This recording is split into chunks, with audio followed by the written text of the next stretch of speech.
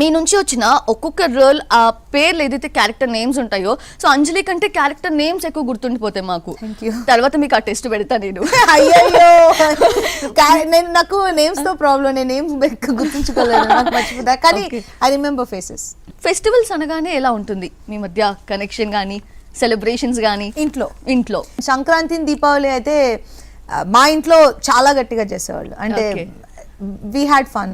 నేను చిన్నప్పుడు చాలా ఎంజాయ్ చేశాను. అంటే నేను ఇప్పుడు సంక్రాంతి దీపావళి కంటే చిన్నప్పుడు ఎక్కువ ఎంజాయ్ చేశాను. ఇప్పుడు ఎక్కడ టైం ఎక్కడ ఉంటుంది? లేదు, ప్రమోషన్స్ షూటింగ్స్ వీటితోనే సరిపోతుంది. మిస్ అవుతుంటారా మరి ఆ సెలబ్రేషన్స్, ఆ గ్యాదరింగ్స్? డెఫినెట్ గా, బికాస్ చిన్న చిన్న విషయాలు లైక్ ఒక చిచ్చుబుడ్డి మా తాతయ్య చేసేవాళ్ళు.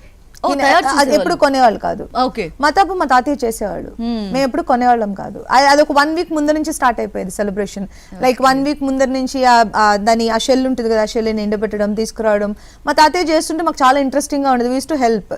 యూనో చిన్నపిల్లలం, మా హెల్ప్ మేము చేసేవాళ్ళం. చిన్న కర్రతో లోపలికి గుచ్చడం, అడ్జస్ట్ చేయడం, తీసుకెళ్ళి ఎండ్లో పెట్టడం.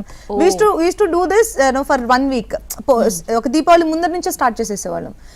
సంక్రాంతి అంటే సంక్రాంతికి 1 వీక్ ముందర నుంచి భోగి మంటలో ఏమేయాలి, లైక్ దండలు అవి రెడీ చేయడము, ఇవన్నీ 1 వీక్ ముందర నుంచి we use to have fun. ఇప్పుడు మనకి సంక్రాంతి రోజు డైరెక్ట్ గా సంక్రాంతికి మార్నింగ్ లేస్తున్నాం, హ్యాపీ సంక్రాంతి పోస్ట్ పెడుతున్నాం, ఇంట్లో ఏం చేస్తారు, ప్రమోషన్స్ చేస్తారు కదా, అంతే. సంబంధించిన రిలీజ్ ఏదన్నా అంతే చేస్తాం, ఆ వర్క్ లో వెళ్ళిపోతాం. సినిమానే పండగ అయిపోయింది ఇప్పుడు మీకు. అంతే, వర్క్ ఈజ్ పండగ. ఓకే.